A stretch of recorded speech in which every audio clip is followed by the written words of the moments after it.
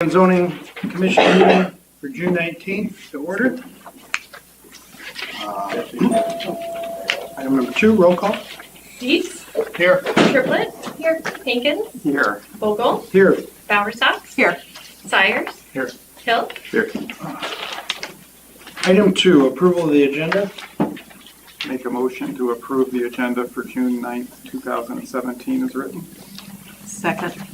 All in favor? Aye. Opposed? All right. Move on to item 4. Anyone in the audience have an item not on the agenda to discuss? Hearing none, we'll move on to item 5, approval of the P&Z Commission work session minutes for May 15, 2017. I'll make a motion to approve the minutes for the P&Z work session for May 15th as presented. Second. All in favor? Aye. Opposed? Abstain, I wasn't here. Item 6, approval of the P&Z Commission meeting minutes for May 17th, 2017. I'll make a motion to approve the P&Z minutes for May 15th as written. Second. All in favor? Aye. Opposed? Abstentions? You're here for that? Item 7, consider motion to recommend council approve the request from Iowa Asset Acquisition LLC to eliminate the ADP and final plat requirement that 15% masonry be provided on rear-facing elevations facing public streets. Here, do you want to lead us into this one? Maybe give us background on how it's back to us, I guess. Thank you, Chair. Yes, I would. The request that is on the agenda was also a request on the last agenda. You had no presentation, and P&Z unanimously, 760, I believe, turned this down. The developer has the right to take a negative recommendation on the council to try to get it turned around. The developer came to the council meeting at their June 10th, June 12th. Let's make that June 12th. It's been a week ago, so it'll be June 12th. Council meeting, there were 4 council people there, and they did present some information that we had not heard of before, which was that they were going to be replacing the buffer and the trees that have died in the buffer. As council deliberated this, it was clear that there was no clear consensus on the council. The council then asked that this be heard by P&Z to bring a recommendation forward. The recommendation will then be heard at the next council meeting, which would be June 26th, a week from today. Okay. Anyone here to speak on the item? This time, yes.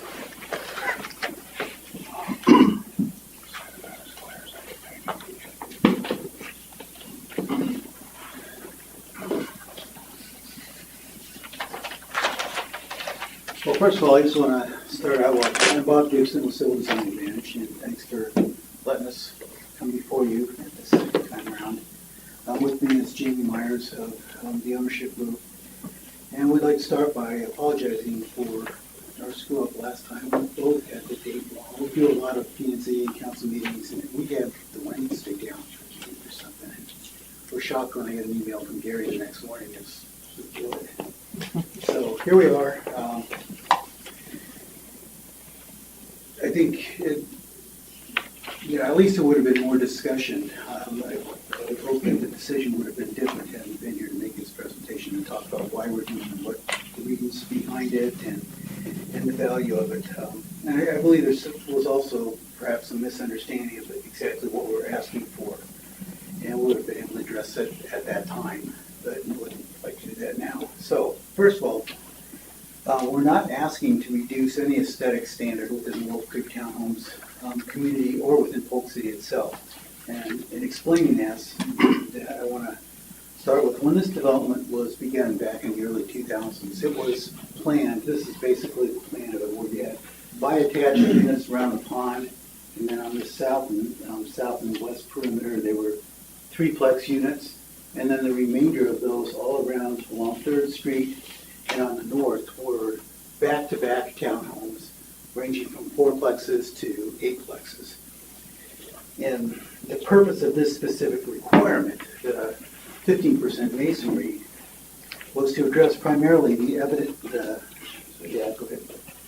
elevations of these larger buildings, because they're the ones that are going to face Third Street, the main public street. These elevations or the front. So with these big buildings, you only had two elevational options. You had the front, which was garage doors and the entrance doors, or the end units, which were generally 4 windows. And it just made a ton of sense to require some additional masonry just to add some interest to those end elevations. Most developments like this would do that. But back in 2010, the plat was redesigned to change from those fourplex to eightplex type units. I need to get rid of the threeplexes, and go to single family detached, still a townhome regime where all the maintenance is common. They're all part of the original owner or townhome association, so it's all common maintenance, but they're detached units. So large buildings are no longer an issue. And the rear side masonry requirement, at that time when we went through the amendment to the development plan, that requirement was basically overlooked. We presented single-family detached units. We presented elevations at that time, none of which showed masonry on the brick or masonry on the rear elevations. And we just went forward. The language of the ADP ultimately did get put on to the final plat of plats 11 and 12 here, and that's what we're trying to address to see if we can get that changed. And I have to think that I had the request to eliminate this requirement on these types of units back then. If we had done that in 2010, probably would have passed. I mean, I really can't speak for you guys, but I think it would have had a good reason to pass, and the reason for that is the fact that that is not required on any single-family type product anywhere in the city, and pretty much, as far as I know, any other city in the metro area. And I've got a few examples of that. Just coming into town from the east there, Marina Cove, off of the Highway 415, you've got all your homes backing up against the road there with no requirement for brick. Parker Boulevard right up here, same kind of thing. And even at TCI there on Broadway, where there's not such a requirement there. I'm pretty comfortable saying that that's not ugly, that's not hideous, that's just very normal. And in our case, because it was a multifamily product to begin with, there was a buffer created there along 3rd Street. And that's what, as Gary mentioned, we're proposing. Some of it has died out here, so it's a little bit thin. So we're proposing supplementing it with actually a little more than what was originally there in terms of plant material. It was all pretty much white pines. But we'd like to get, maybe some blue spruce in there, give it a different color, different texture, and some maybe understory flowering trees just to add some interest in that. So, by the way, I want to point out that we're not asking to eliminate masonry entirely. We're not wanting to eliminate it in the front. So internally within the community, nothing's changing. It's just really, it's basically this area here and this area right up here. And I'll show you a picture of that in a second. But, so nothing is changing internally within the townhome community. It's pretty much only along 3rd Street. And again, it's not going to lower the standards below that of other single-family developments in the city. Go back to this one. It's through this picture, and this is a view across the pond, that internal pond in Wolf Creek Townhomes. And that's all the rear units of those bi-attached units, and there's no masonry there. And nobody's ever complained about that. It's not ugly. It's and then this last picture up here is that part north up here from Vista Lake Court all the way to the north property, and that buffer there is so dense you literally cannot see it. And it's evergreen as well as deciduous material there. And ultimately, that's what this can be. And so, I don't know, putting masonry on the backs of those units is going to add little to no value at it, but it's going to cost around $2,300 a unit to do that. It creates a pricing disadvantage, frankly, with other similarly sized single-family homes in the city, none of which are subject to this requirement.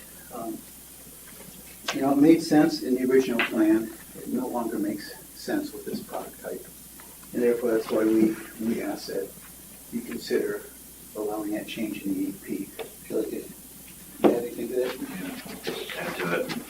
I'll one more time reiterate our apologies for having the date wrong, and always want to represent ourselves well and apologize that we both had the date written down wrong for attending. Again, Jamie Myers, I'm with Iowa Asset Acquisition, also Paramount Homes, 2540 73rd Street in Urbandale.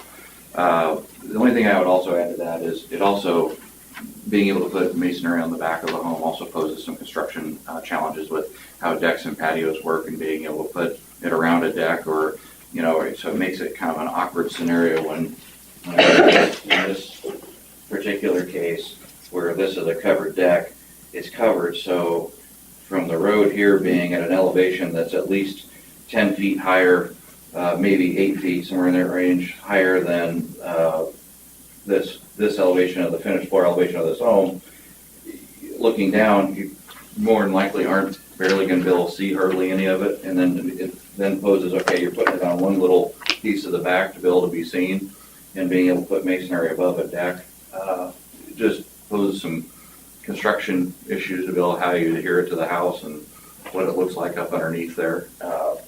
We just look at it as probably not going to get the quality of the look I think that everyone will probably want to achieve out of that. Being able to put it on a back where you tend to put more of your utilities, your air conditioners, and things like that end up on the back or on the sides of the homes, it just ends up being that it's just a little more challenging. And with coming back in and thickening back up where the buffer there's lost some trees in this area through here over the past 8 to 10 years, we propose to come back and fill that back in, and as we ability to put it all back together, and of course they're irrigated so they can certainly be watered and be cared for at that point. And we would submit a landscape plan so the city has that on record. That's what's being promised.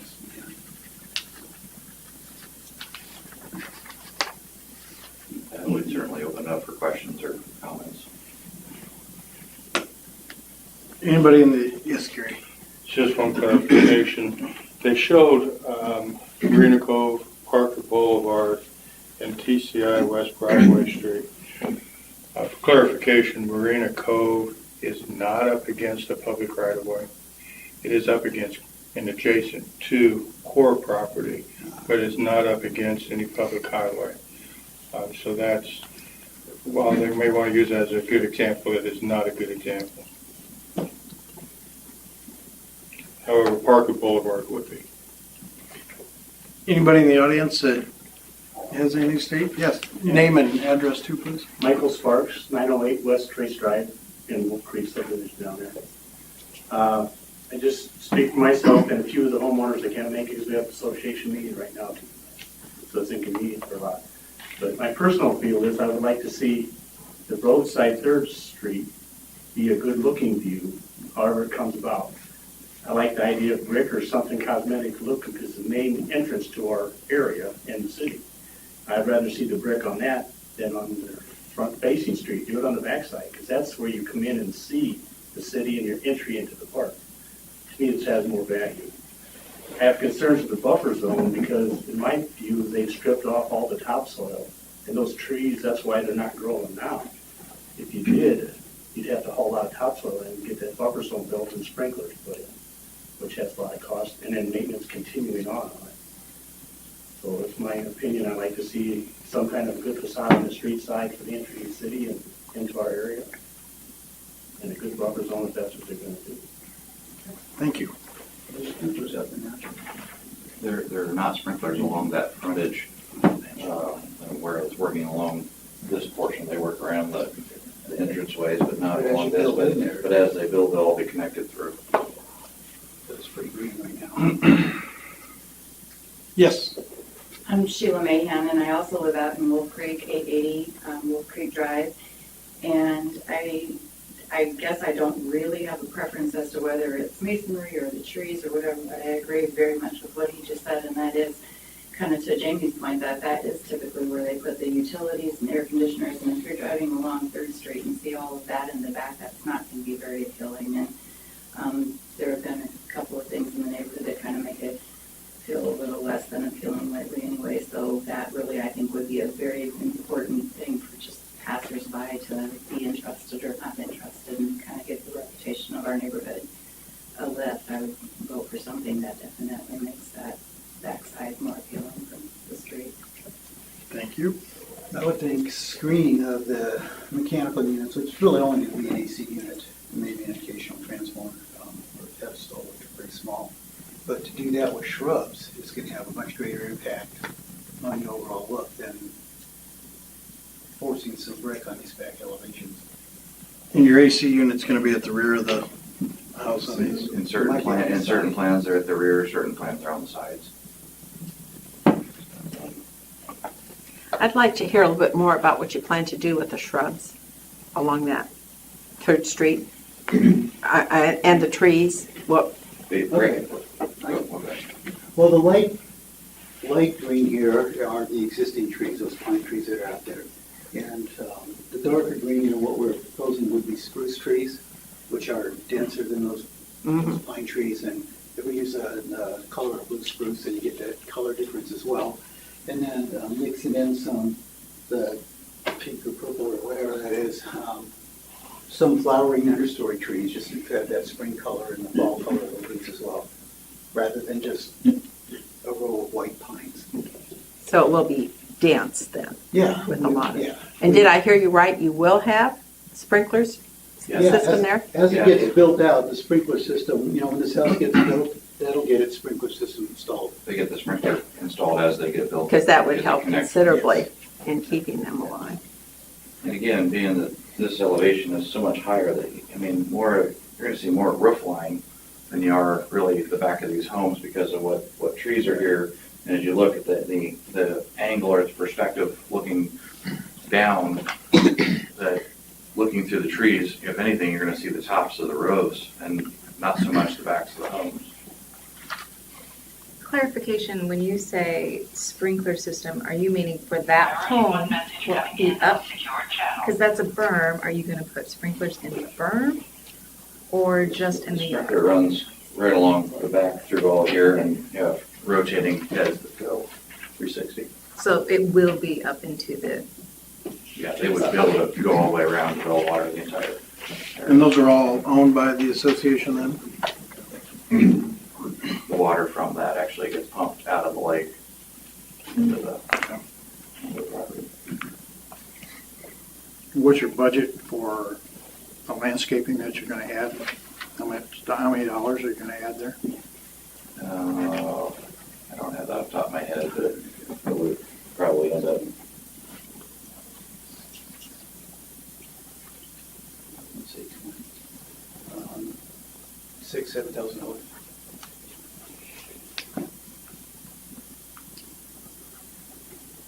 Okay, and the brick's costing you about 14,000, is that right? Is it 6 units? Well, no. not only these, but it's these It's that what would we be on have this in the side. future, too, yeah.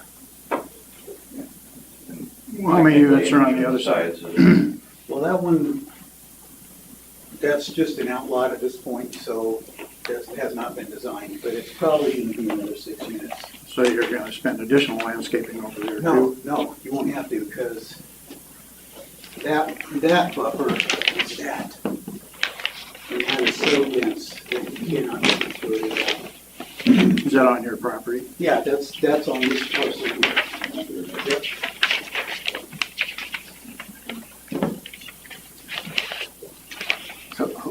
control of the buffer easement now? Is it you folks or the association?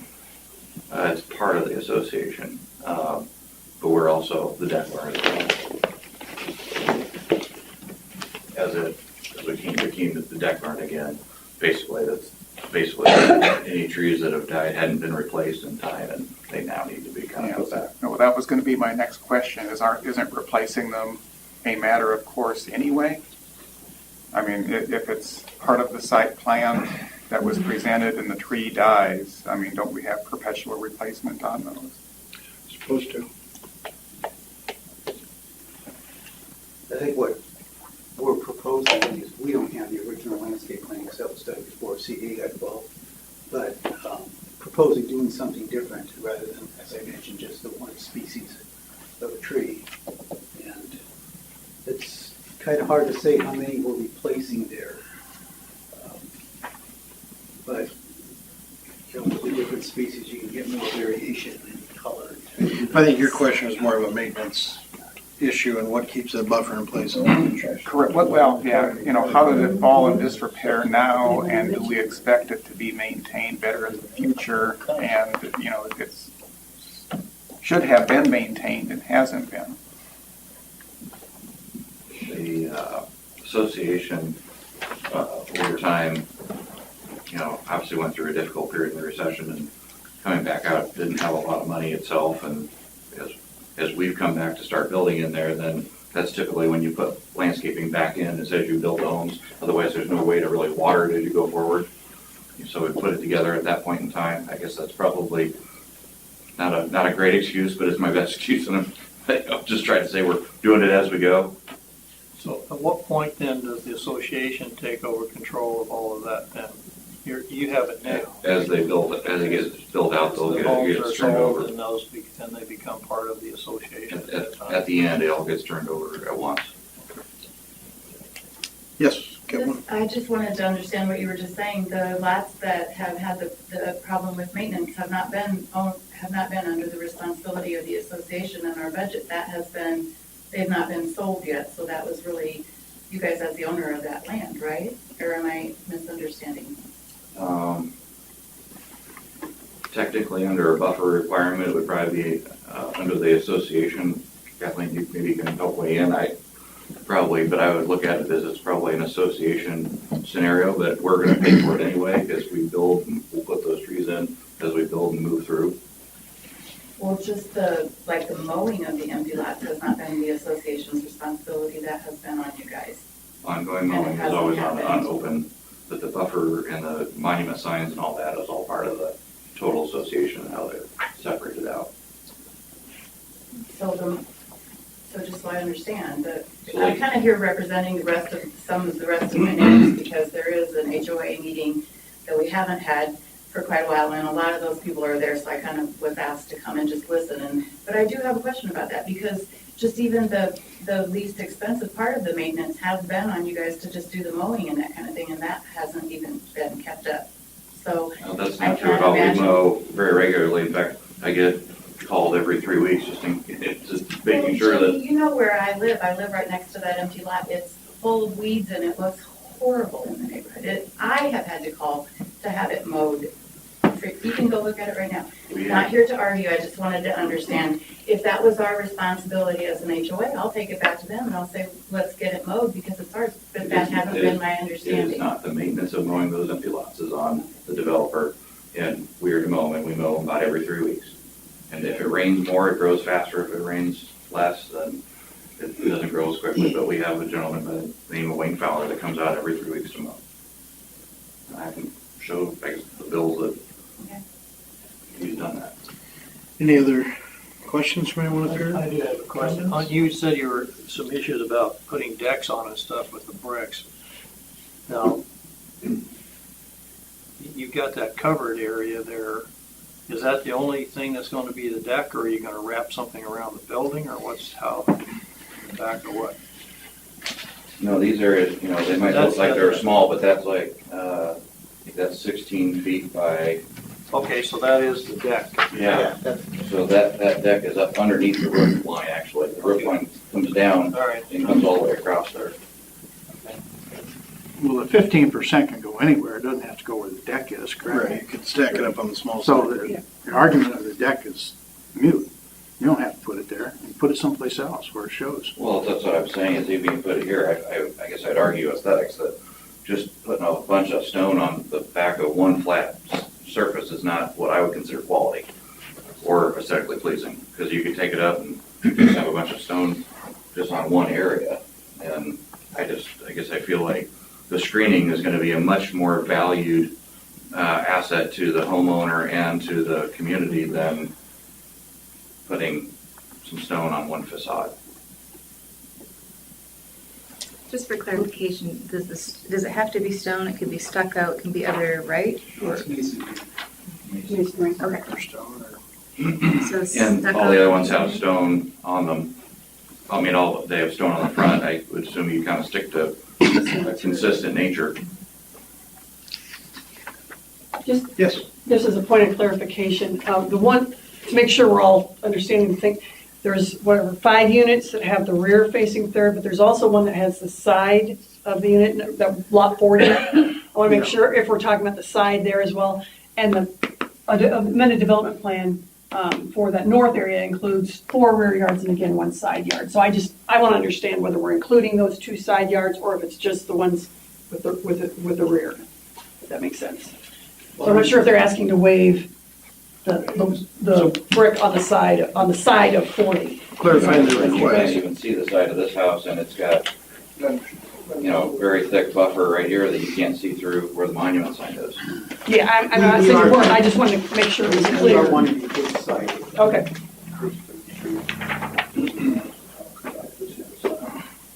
and then Before on this side, one there.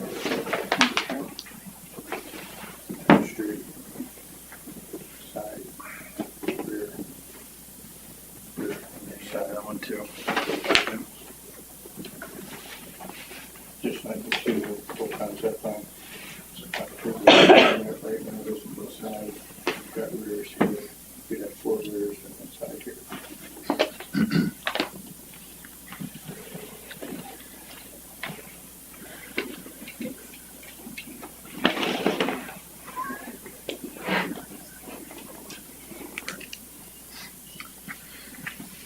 Any other comments from anybody in the audience, or are you guys good? Good? Anything else from commission members?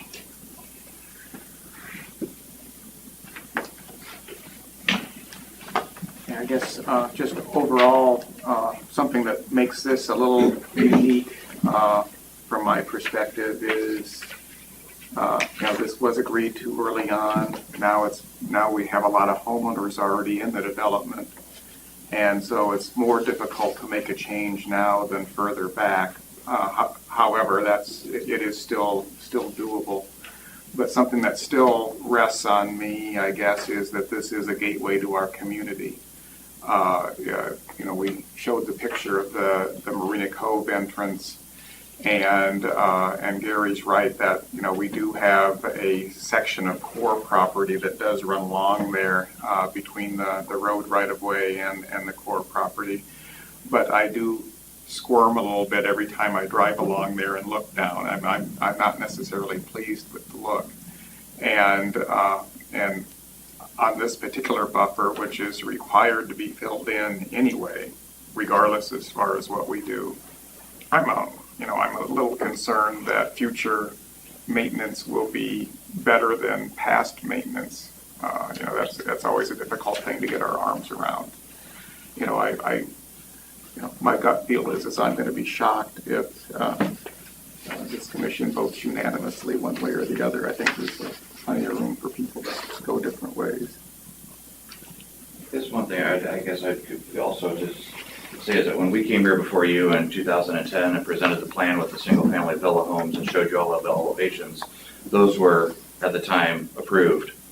And it was absolutely our oversight that it was within the notes of the ADP that we missed that. And so I guess I personally feel like we came before you and that you saw those elevations and at that time said you were approving those elevations. And now today, yes, we had an oversight and missed it, and had it not got called out when we started this house, I still today wouldn't know about it until, because I just wouldn't have, it's usually not within that part of the, when we start homes, you're not going back to the plat to go look at notes about the construction of the homes typically, because they're already set forth at that earlier time, and with all those plans being approved early on.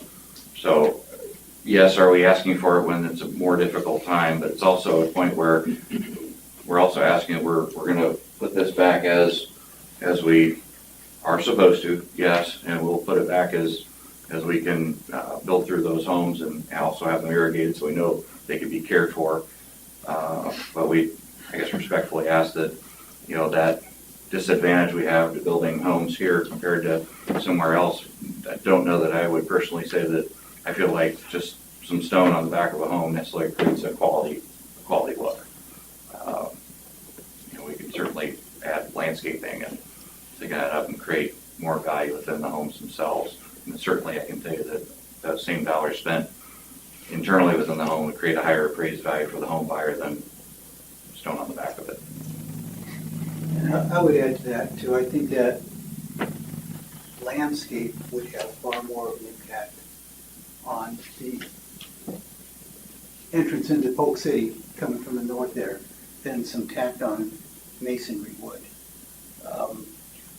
If we did, and I'm talking more than just this buffer, but we add some shrub design around there just to soften up.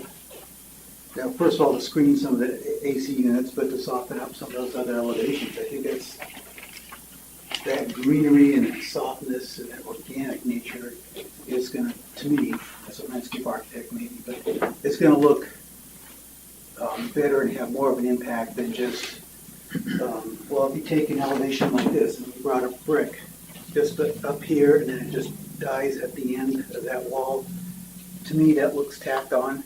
It's expensive. It doesn't look that great. I'd rather see shrubs there softening that and put a little design into the landscape there. That's going to cost a little more. It's not going to cost what the brick would cost, but I think ultimately your appearance on the overall from 3rd Street is going to be better. I agree. I think that just alone the privacy of having the landscaping would be more appealing to a homeowner.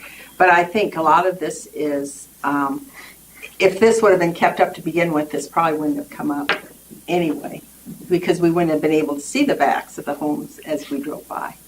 So I think I would feel better if, I could be assured that, you will put a lot of landscaping in it, and it will be thick landscaping and kept up with the watering. We can certainly work with Kathleen and staff to help create that buffer plan. Just what I'm hearing, sounds like the landscaping should have been and should be in there, whether it's brick or not, or stone or not. Well, the That's a buffer, requirement the today. buffer, but what we're suggesting is more along up against the homes as well. Additional rear landscaping, you're saying. But the original buffer needs to be there and kept anyway. Okay.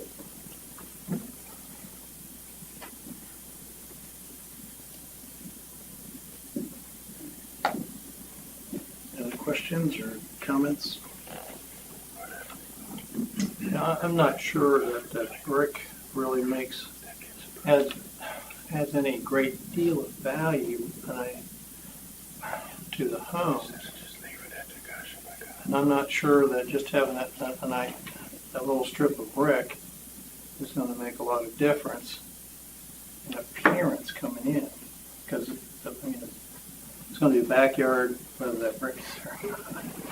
And brick backyards look like backyards. And I with maybe some additional shrubbery or anything, I don't know. But again, I don't know the covenants or whatever for the association, and what the responsibility of individual homeowners are, or individual owners out there are in regards to the exterior. And I presume then, once that's all done, then it all becomes the responsibility of the association as a whole. So therefore, you could expect, presuming everybody pays their maintenance fees and stuff like that, there would be sufficient funds to take care of those things.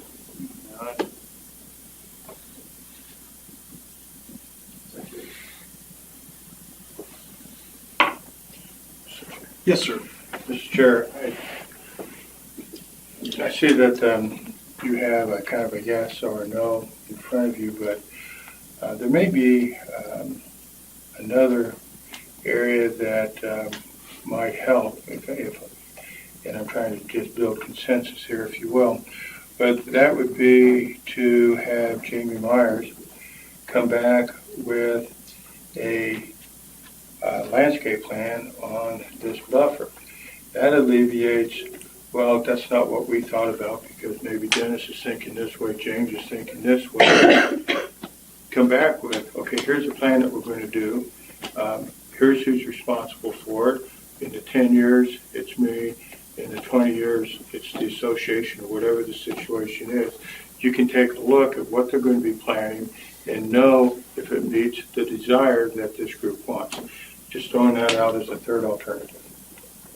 And normally, I live in a townhome in Polk City also, and normally when they're built with landscaping in the front. In addition to the landscaping in the front on these units, I know I would certainly appreciate taking a look at having a landscaping plan for the back of the units additionally, if indeed it was going, not just the buffer, but landscaping on the back side of the units,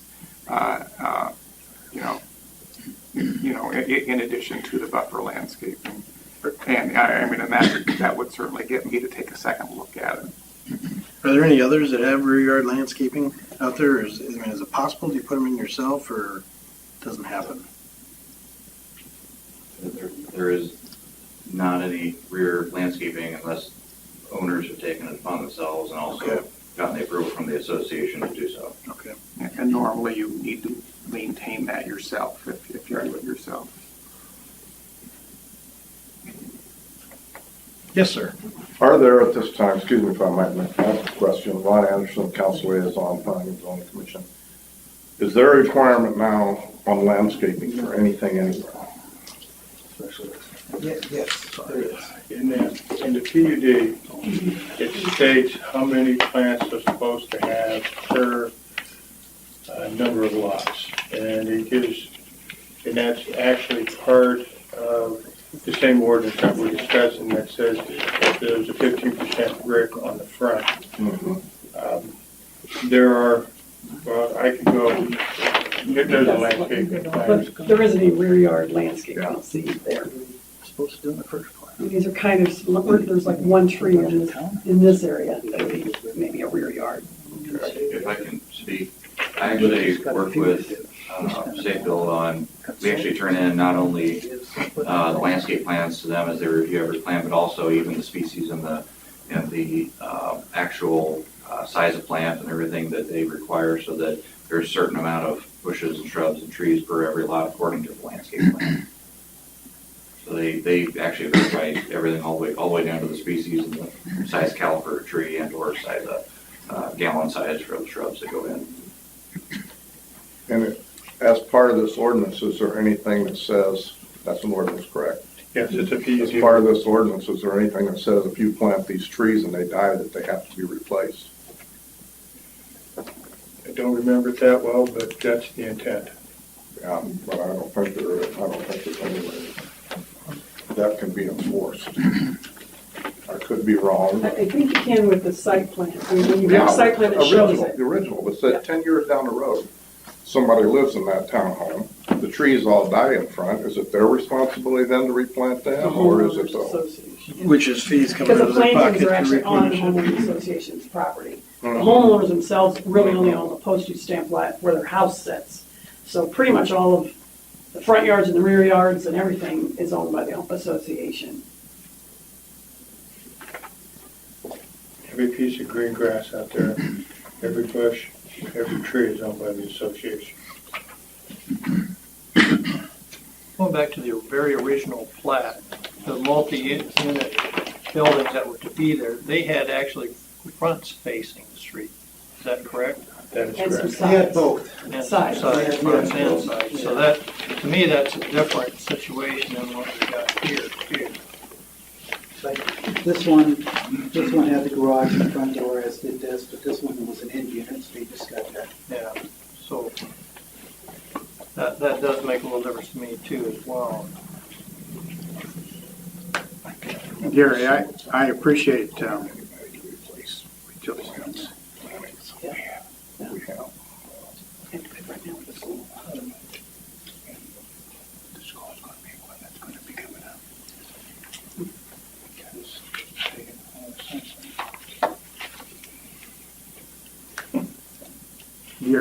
Yes, sir. I appreciate your offer of another possible solution. I personally think we have vote yes or no on this and give it back to council where it should have stayed in the first place, not come back to us. But I'm always concerned about people who live there. And I see a lot of people out there that I think have a lot of concerns about this. And, you know, I think we had another situation where we had a developer want to do some townhouses, and there was trees that were going to come down between their houses and all sorts of stuff. And that developer went to the association and presented a plan to them, and came back, and there wasn't anybody. I voted no the first time. Came back, and there wasn't anybody. It came from that whole neighborhood. In fact, they signed something that said they were all fine with it. So I changed my vote. I think it was 4-3 against originally, and I changed my vote, and it was 4-3 for. So I prefer we get it out of here, yes or no, and back to the city council. And if they want to do it, then let it be on them. But if for some reason we want to take this under consideration and have them come back with something like you suggested, then I think they ought to be first going to the association and presenting it to those people who are most directly affected by this, and then let them come back here. And that's a difference maker to me, yes or no. That's actually a At good this idea. point, it's not a difference maker. Have you met with the association about this at all? No, like I said, until we just decided to build this first corner home, we weren't even aware of it. Quite frankly, I would guess that nobody else was aware of it either until this just came up.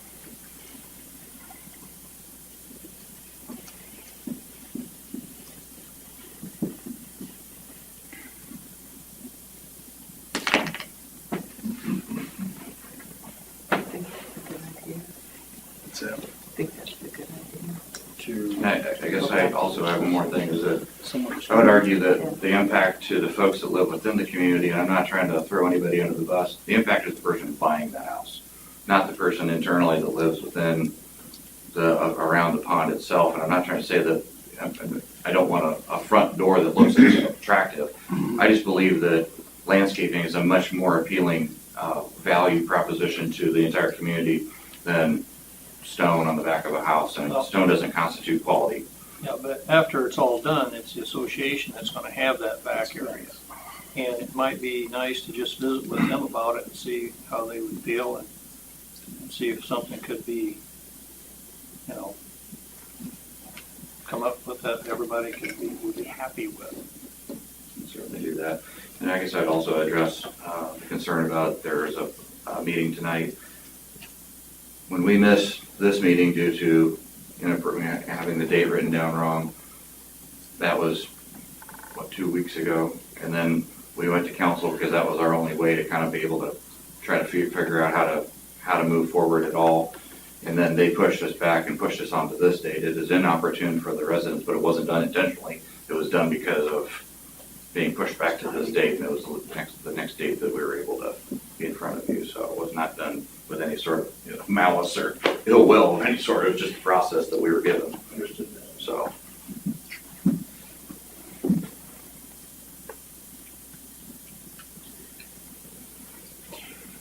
If I may summarize, Go ahead. Mr. Chair, You basically are advising the developer to meet with his homeowners association and to come back with a plan that can be presented at the next P&Z. If they don't, you have a negative vote.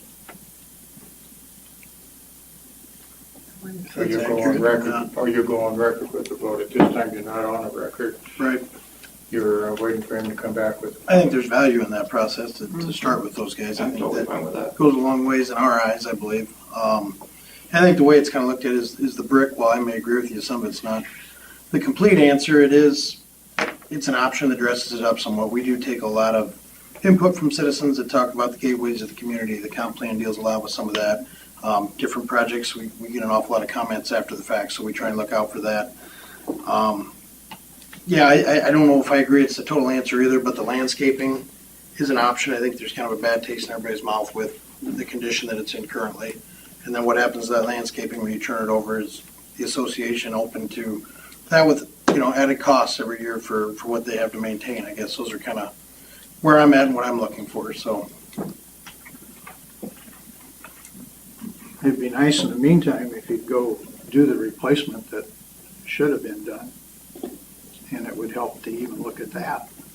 Well, we would prefer to wait until it's irrigated and it has a much better chance of living. Sure, I know you don't want to do it.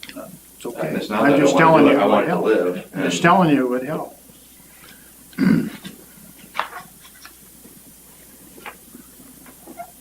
Any input on that? Anybody want to take it to a vote? Or? I guess I'd ask these folks, do you want us to vote tonight?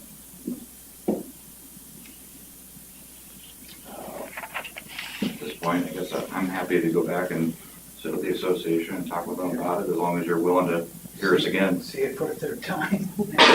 Sure, I think I'd be open to that, so. All right, thank you. Thank you.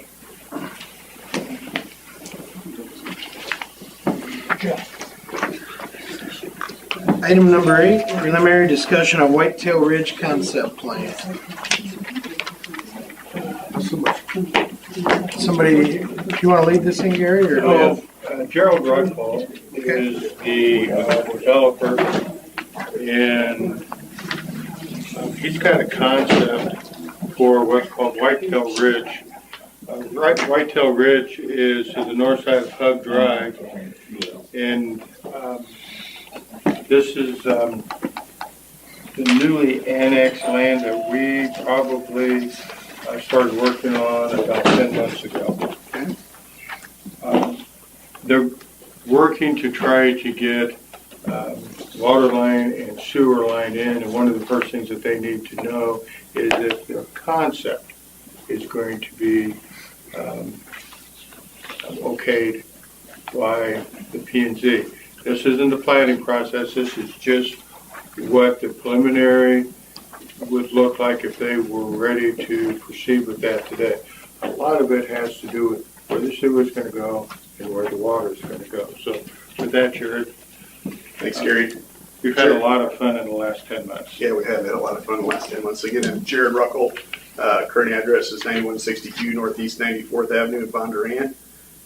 We are building right now this home, 1425 Northwest Hug in Polk City.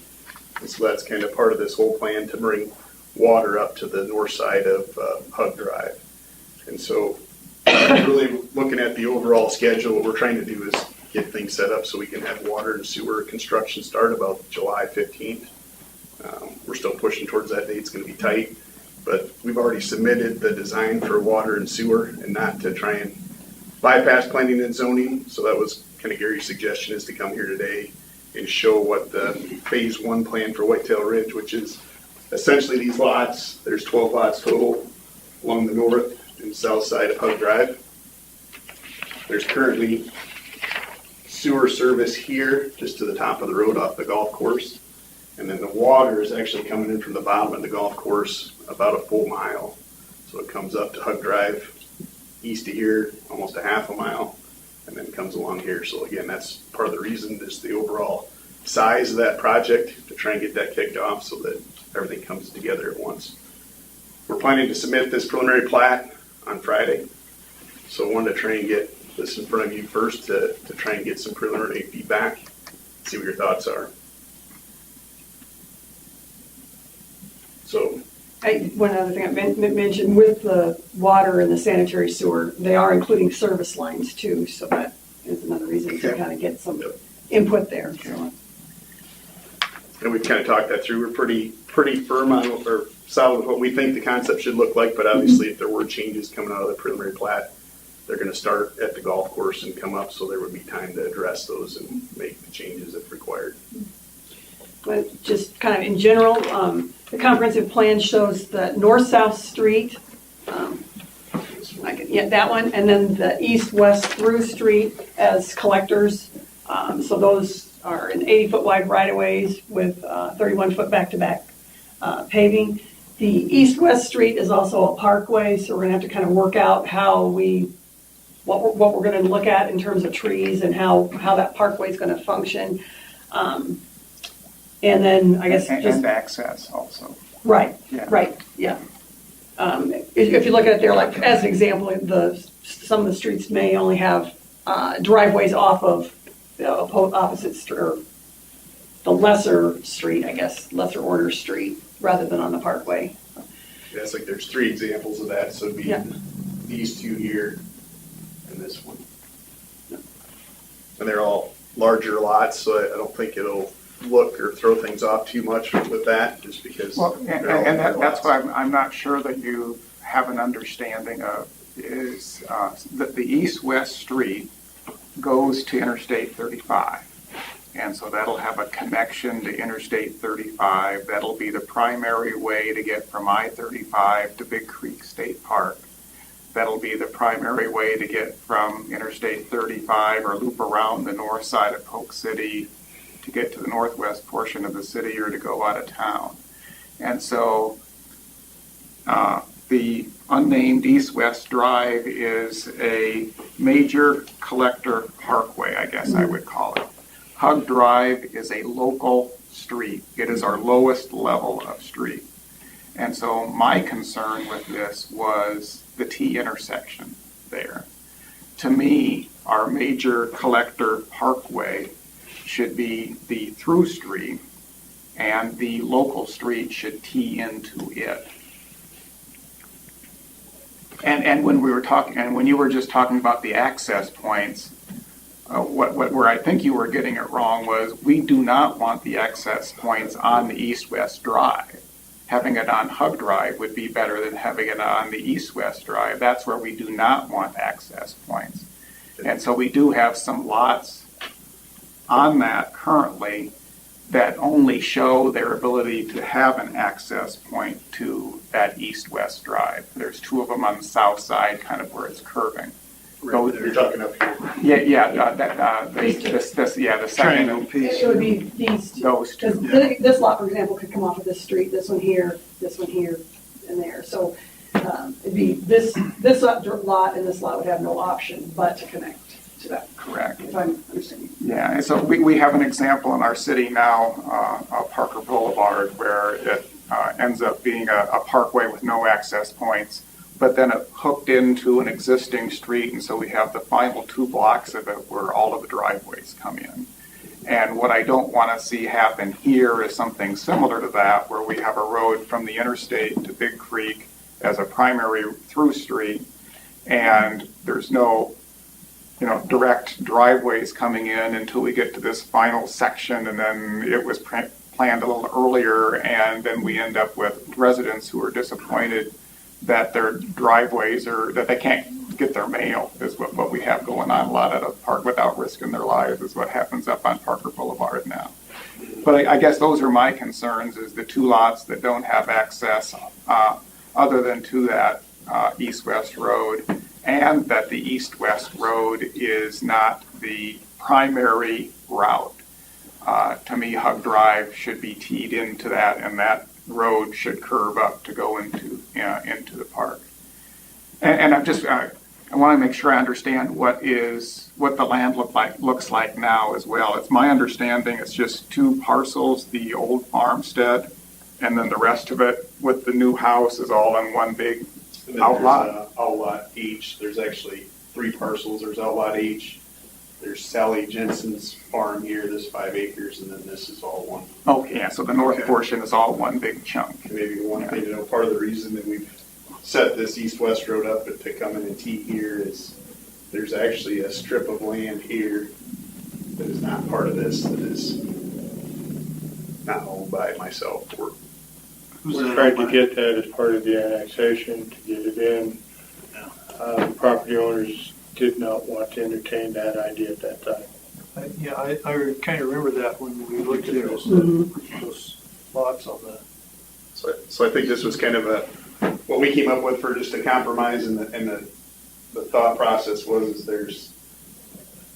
maybe there would be more traffic coming across the dam that would try and go this way out. But the idea was right now from Big Creek, there's not a lot of traffic that would be coming that way. That is what our plan says. Okay. Yes, it's right up on the wall too there. So,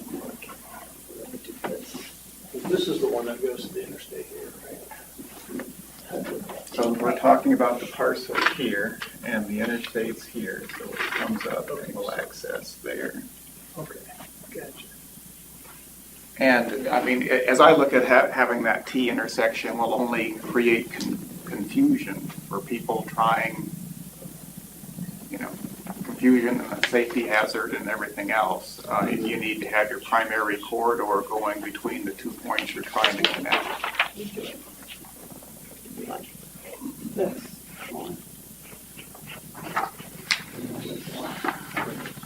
I mean, I'm only speaking for myself, but I mean, I really don't have a strong opinion that Hug Drive even needs to go through. It could be cul-de-sac as far as I'm concerned once that whole section is built out. But having that east-west road be the primary connector into the park, to me anyway, is a very important piece of the transportation plan that we've laid out for the city. It's really the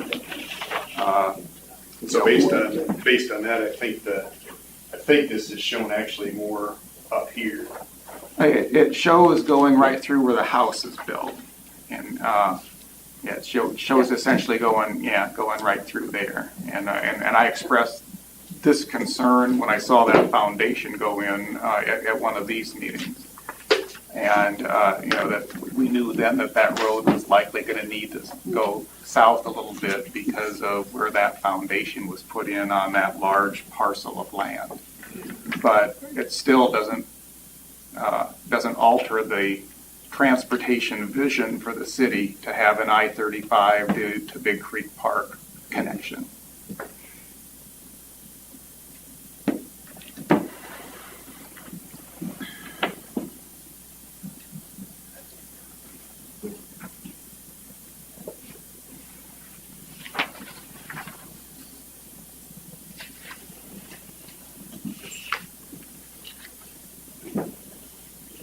Yes, sir. At one time, Hug Drive was cul-de-sac up at the end. Was it? Oh, yeah. And the state wanted that to go on through to provide another access to Big Creek State Park. It was a cul-de-sac for probably 10 years. Okay. And when I say cul-de-sac, I mean once the north-south and the east-west road, so there would be a route. Okay. But yeah. And as far as putting, water lines and sewer lines where Hug Drive is currently, even if it was cul-de-sac, you could still do easements through, lots and things like that if that's the answer you're trying to get to quickly. But as far as the location of that east-west road, I'm only speaking for myself, but I hope others feel this way. That's a key piece for our city. And the plan that we have laid out for the parkway status of that road going all the way from I-35 into the park. And essentially the primary way to get around Polk City without going through the square area. So is there any, Kathleen, do you see other routes? I mean, if that could be Well, shifted up a little bit. I mean, it's kind of a general area on our map, but. Yeah, I mean, I was just doing a real quick, because quite honestly, we've had some meetings with the Corps on some other issues, and I think getting a road across Corps property would be virtually impossible. They've made their process longer, and you've got to go jump through a lot more hoops and show that there's a benefit to the core. Anyway, I think that would be a real challenge to get right away from the core. But, I mean, you could potentially kind of swing it this way, bring it across this way. And could even slide it one lot further south. Yeah, maybe to make that curve just, a little. just however they. But if you're gonna improve the rest of Hug up to that Parkway section, From here? from there up, I Here. mean, is that gonna be core ground too, or? Yeah, Hitting that, the side, it will so- be core ground to here, and it's, So if we need to widen out Hug, which is kinda narrow, and we're We gonna have to be in work that same with it. boat. yeah, I mean, exactly. But that might be simpler than trying to get more right away for. Brand new corridor. So widening this out, then you basically still drop into this, either the dam going south or. Dam going south or going north or crossing the dam and going to the right up towards Madron.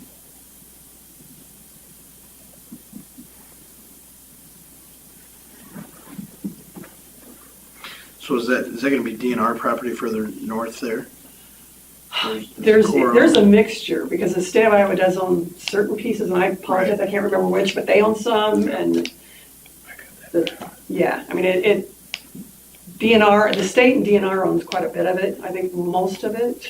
It's But- actually the other way. They own very little. And the Most of state- it's under lease between the Corps of Yeah, Engineers. It's a long-term Yeah. lease setup. Yeah. I don't remember which, I think that's core. I with can't lease get a there. map. I think I have it in the conference room, a different color. We might even have it, I think might even have it. No, really, I don't disagree with you. At some point, that road, if it's gonna be our main road, dead ending into Hug, is probably not our best shot. I wouldn't care a lot if it was further north if we set that up or swinging it through, but. But it does need to connect down to here. So if we move it further north, it still needs to swing that far south. Yeah, I Yeah, just didn't know if you would take this part up to that. Yeah, but if we took it from where the current intersection is, which is where the driveway to the new home is essentially where it's meeting the Army, or where the state land is now. So if we took it from that intersection or property line and started curving there, it could either keep its same east-west profile or move one lot south also would be another potential option. Everything that's That color. in green is Corps of Engineers. And I'm sorry, but over at the area where the dynamite is stored exploded on this map. Oh, The state of Iowa is grays, okay. and the State of Iowa Conservation Commission is a somewhat lighter The green, green that's in there. which would be these guys right here. So you've got a combination of everything that exists in this area. So really pick your route. You've got You've hurdles. got and everything USA to go. State and Conservation Commission. But the east-west road that goes to the interstate is our target. Right. Yes, Yeah. yes. Yep. And so getting to that profile and having a safe spot to cross the creek, which they slid it north when they, thinking that had the best route anyway through the creek as best Based as on one could based tell. on a really preliminary look. I mean, that's- And then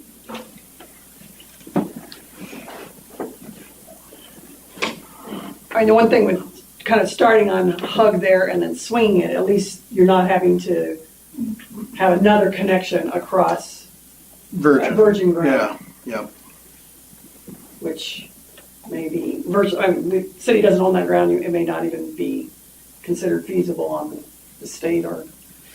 So you might have more of a leg to stand on, sticking with Hug's original alignment and going through. Yeah. Does anybody else see anything with it that they don't like? I mean, obviously I agree with you on that comment, how we want to tie that in, but. I think for the access to the park, a lot of the beach and everything is up here to the north, so even if they did come in from the interstate, they may still jump on this north-south road over here and jog up in that north entrance as well, just to, depending on where you're going, obviously. But right now, Hug Drive isn't real busy, and obviously as this grows, and you're gonna get traffic kind of going onto this collector and heading east.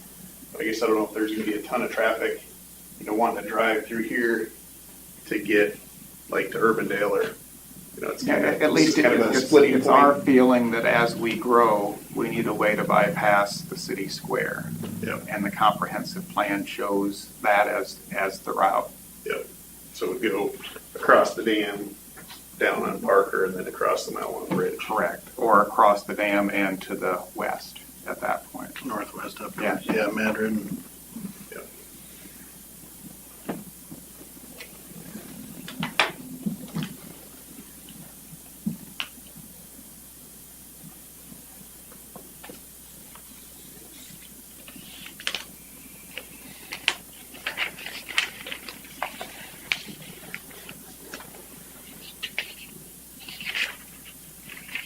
So your real answer though you're looking for is to get utilities installed for.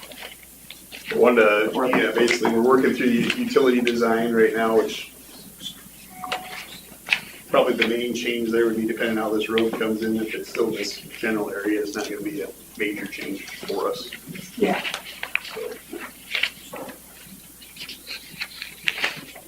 I know we've had numerous conversations with Gary and Kathleen on this over the past 10 months, and this was kind of the best thing that we had come up with, just with the challenges with the Army Corps ground and this strip of land here. How big a strip is that, do you recall? Just curiosity. There's a 30-foot and a 40-foot. Yeah, it And varies. sometimes they're together for small areas, and other times it's just a 20-foot, and other times it's just a 40. So you got 20, 40, and 60. Okay. Hard to do And all owned by different people. Oh, it is. Oh. Yeah, Yes. yeah. I think at least 3 different property owners. At least 2, not 3. At least 2. Yeah. Nobody wanted rid of it, huh? Right now, they're using it for a farm lane Okay. access back here. But the farmer that owns this doesn't own this little strip. Yeah. So technically, his little strip here is landlocked, but Unless you got an easement or something across there. Okay. Any other input on the prelim? Are you guys okay with what you see? Most of it? I think probably a little bit of realignment. Ron with Wright it. is a good subject. I'm looking forward to what do we do with that, bringing 126 across, because if you bring it straight across, you see the line, if it carries straight across, it would hit Hug right here. Yeah, Too bad, actually. And that's why, yeah, there was a house right there Yeah. is the problem. Yeah. So we kind of, We're 126. Yeah, I don't know. an existing house on yeah. Sheldall Drive, or is it Right. Polk City or Yeah, Sheldall? I mean, but you kind of around there, around that little, somewhere there. I don't know. I know I'm just thrilled to see us move out of our we have so many confinements in Polk City with our ravines and the lakes and everything. I'm just so thrilled to see us jump into some new territory. yeah, it's an exciting project. We're looking forward to working with you guys on it. So I guess just as another thing, the comp plan does show parkland, but it shows it kind of on the next property to the east, so they've not shown any actual parkland here, but that's in conformance with the comp plan too, so. And I guess in general, partly what we were trying to do by tying this in, it works out good for being able to access here, but it also kind of keeps this back part open, so it makes some really nice lots off a cul-de-sac to kind of back up to the park. Yeah, and I like where your east-west road is, either there or one lot further south. Yeah. But to me, it has to go straight east-west and not have any curve to the south, preferably, but just go straight east-west and then start curving north to that intersection. Transition into Hug and Yeah. T-Hug off then. And T-hug off into it. either on its current east-west portion where it's square, or move it one lot line south, so that it, so that it can still have the curve that'd be appropriate for the speed for the collector. Yep. Yeah, we haven't looked at any concepts like that. Our focus has been, trying to bring this in 90 degrees so we've got good visibility. Yeah. So we can take a look at that. The other kind of driver for the road being where it is here is there's a pretty good ridge high spot here. So we're trying to use some of that natural landscape to keep those up and create more walkout and nicer lots overlooking the golf course.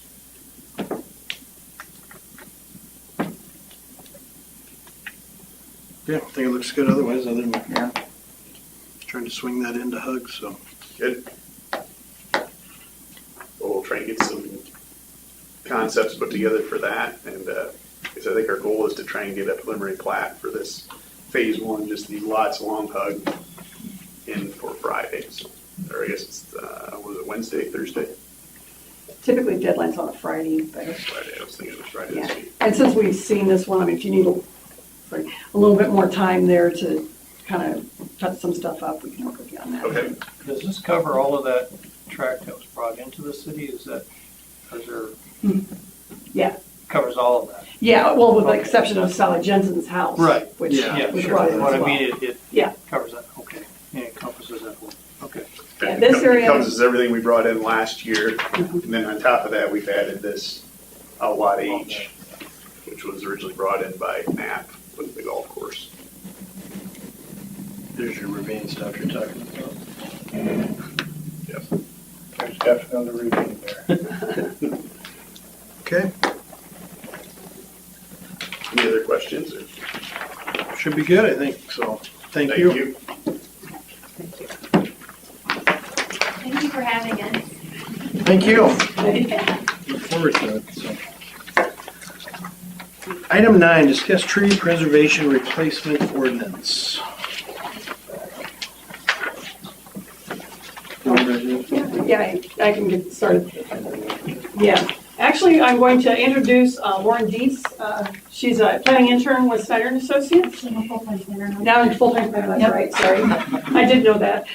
I'm sorry, I have a cold, so I'm not thinking real clearly. But yeah, she's a full-time planner that was just hired by our firm, and so I asked her to do some, I was kind of busy, and I knew we wanted to keep some things moving forward, so I asked her to do some research on that tree preservation ordinance and what other communities in the metro area were doing. So she put together the memo, and we can answer any questions, and hopefully we'll get some direction from you in terms of what you were thinking of for Polk City.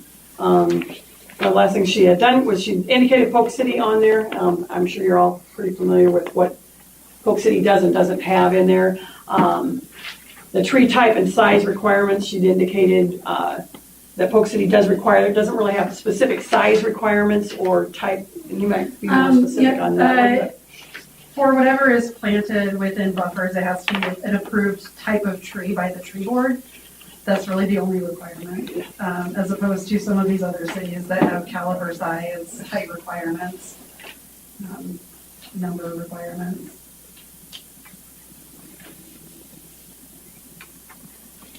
So that was, in a way, is kind of a half of a check or a partial check for Polk City.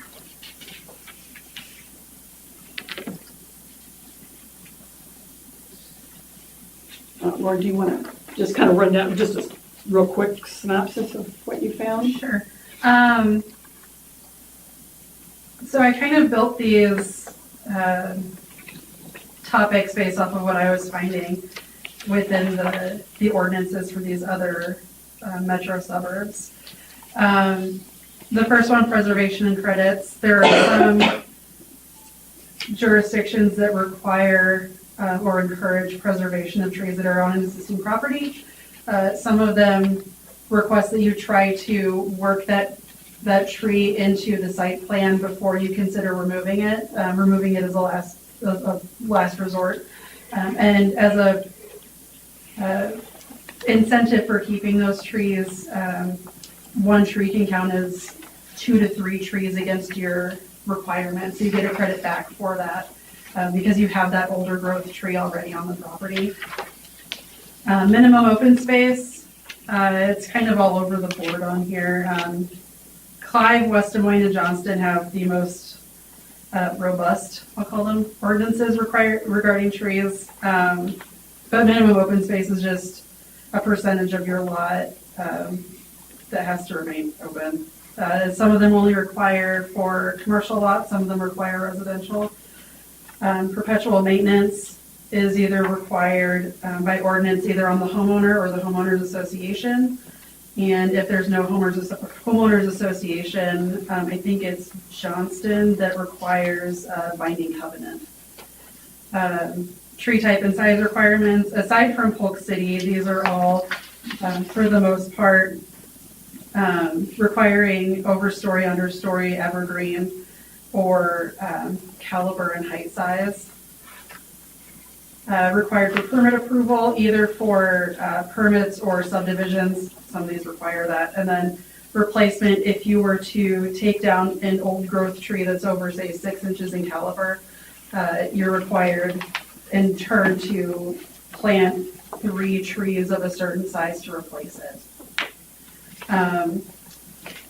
Aside from Polk City, the least restrictive is Altoona. They have a perpetual maintenance requirement, and really the only thing outside of their code is that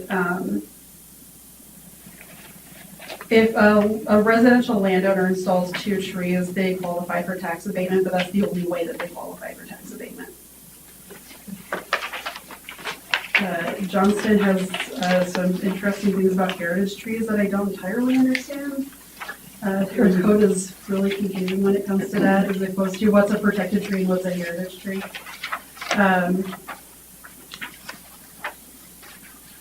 And then there's one city that has very specific requirements for what is required within parking lots, that based on the number of islands you have to have overstory trees in so many of the islands within that parking lot.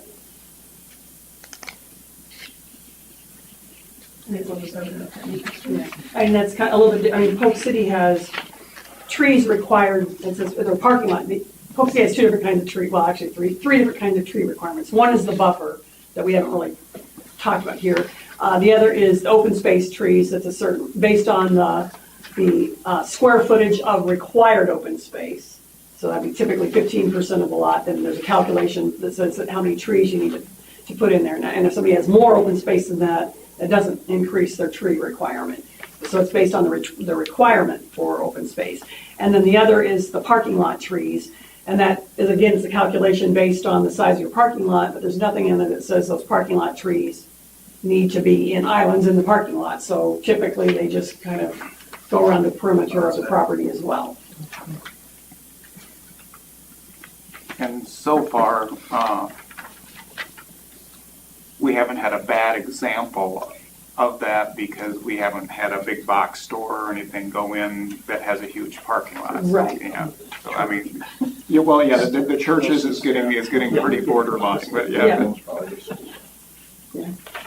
Yeah, and the church, if you recall, they did initially had a site plan that had islands in it, and then they came back with a site plan amendment that made them painted islands. So they don't really have trees, I don't think, within the bounds of their parking lot either. So. Right, not within the paved. Right. And I don't know, was there a city that had like so many parking stalls in a row before you had to have an island? Was there, or? I don't have it in here, but that sounds familiar to either Johnston or West Des Moines, where it was, you can only have 12 or 16 parking spots before you have to have an island.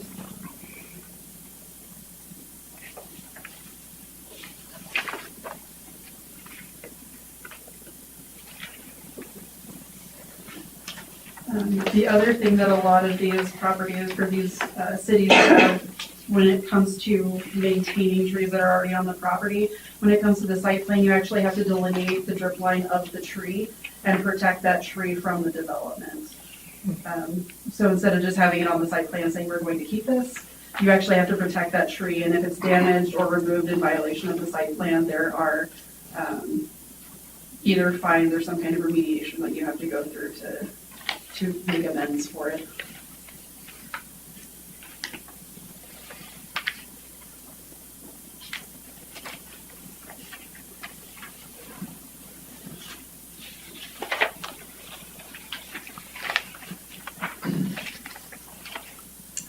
Is this something we want to digest a little more, or everybody, a lot of information in here. Have you talked, have tree folks in town had an opportunity to look at that? No, this was asked for by P&Z, so it's delivered to P&Z first.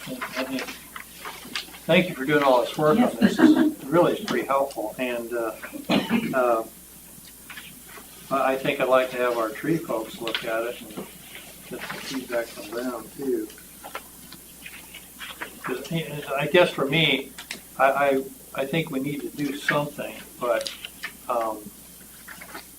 it gets kind of,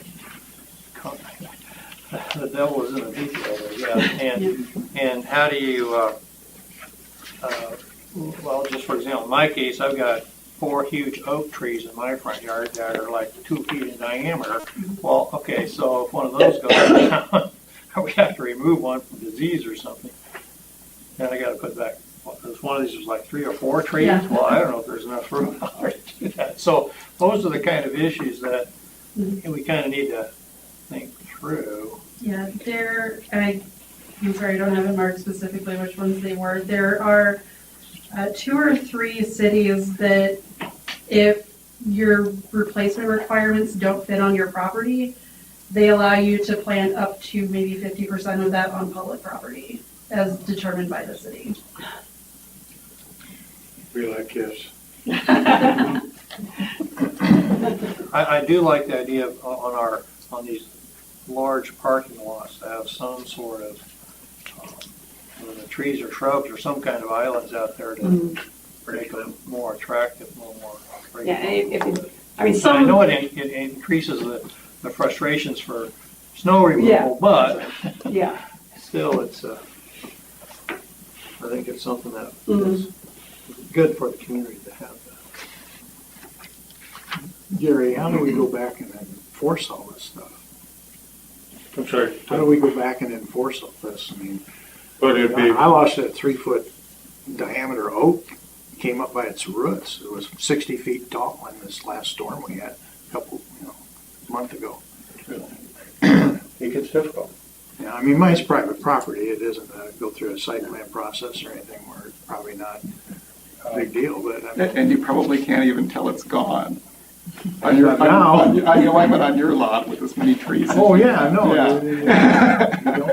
Well, and Well, yeah. you wouldn't necessarily have to, I mean, it's up to the city, up to you guys, but you wouldn't have to have a replacement policy necessarily on individual lots down there. Yeah, I understand that, but I'm saying in a development where you have, Right. an association, the developer's not.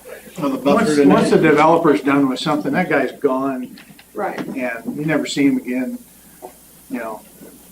He didn't care until he has to come back and ask for something else.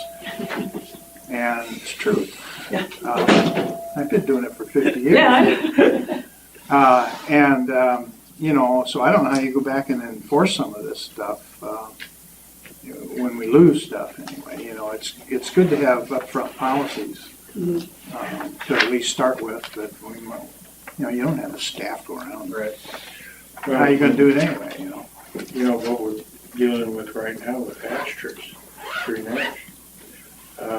If we had more of a predominance of green ash and we had a disease come through, now people are going to be asking the question, what do we put in? And it's replaced. So if everybody then turns around and puts maple in, is maple going to be the next tree that gets diseased and comes through and wipes that out? And the associations don't have the money. First of all, $1,000 to get rid of a tree like that, even though Polk City took most of it, thank you. But Becky wouldn't take the roots, and haul them to hell. It weighed a ton. That's weighed a ton. That's why they have the chipper down there, your tree. And No, I just asked Becky the question and she relayed it to me, so it really wasn't her fault. But, you know, it costs somebody an association if they take over one tree, $1,000 to get rid of like that. You know, and that was cheap, quite frankly. And then they have to turn around and spend another $1,000 to, you know, replace it with something maybe smaller, stuff like that. You know, I don't want to get our ordinances so tight that, you know, and, you know, I'll tell you right now, I was on P&Z in Johnston for 10 years, and I was a part of some of this stuff that's going on here. And I'll tell you that the developers, the city will tell you, well, that's up to the developer. He should have done that in the first place, and now it's the homeowner's responsibility.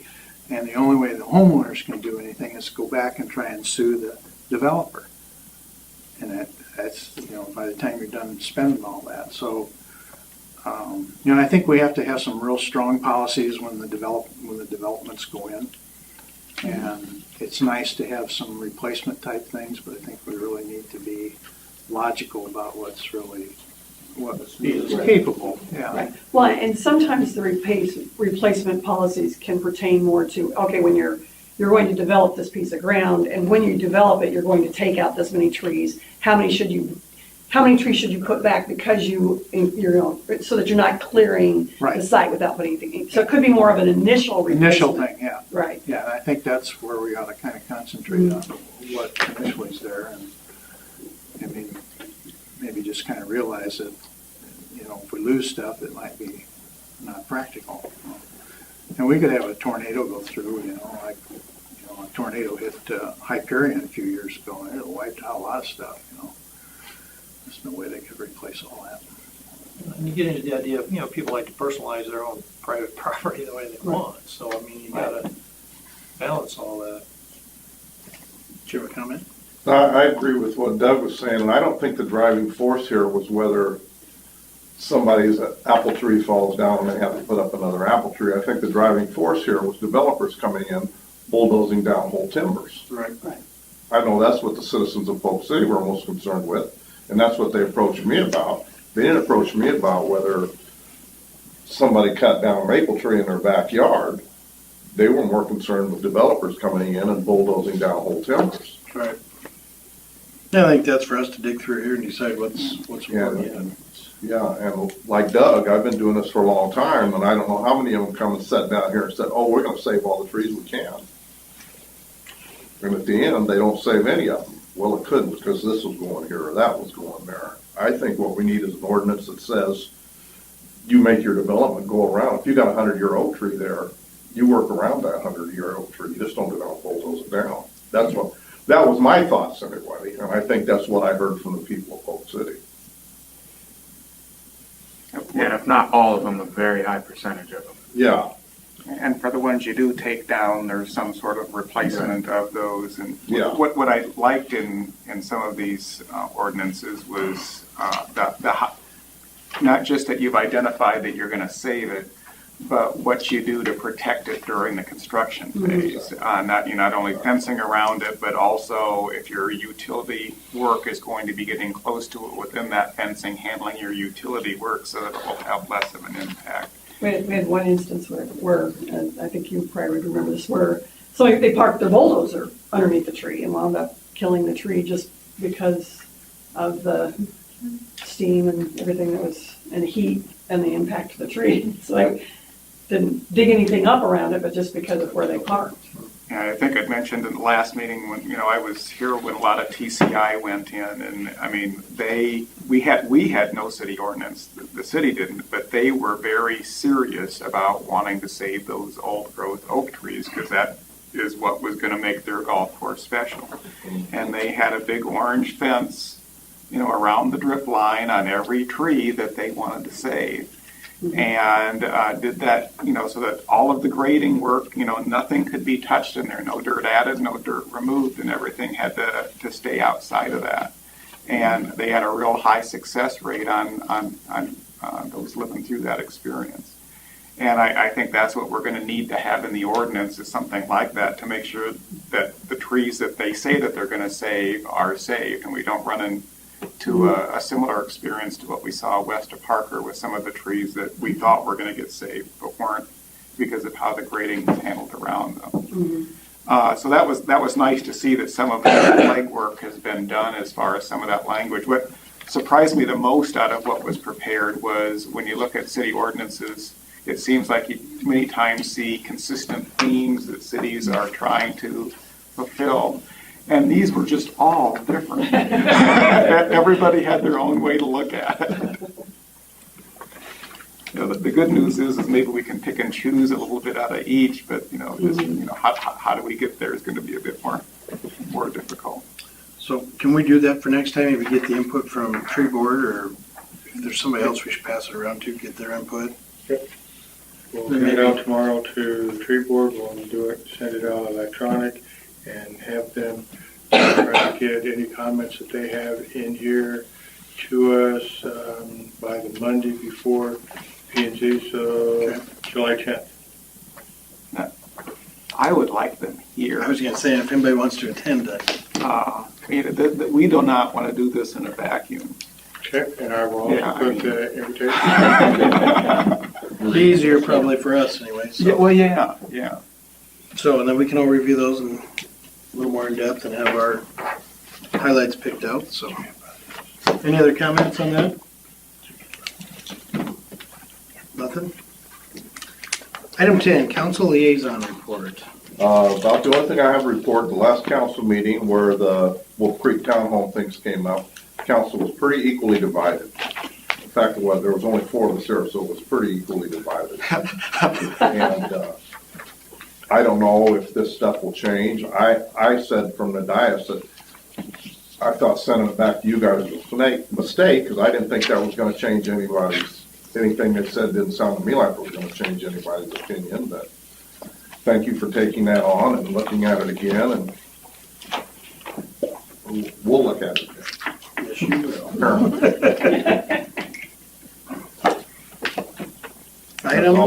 Item 11, staff report. I don't have anything outside of the fact that there was a joint committee meeting and we talked about complete streets. Staff is working on the policy. I got my first draft written.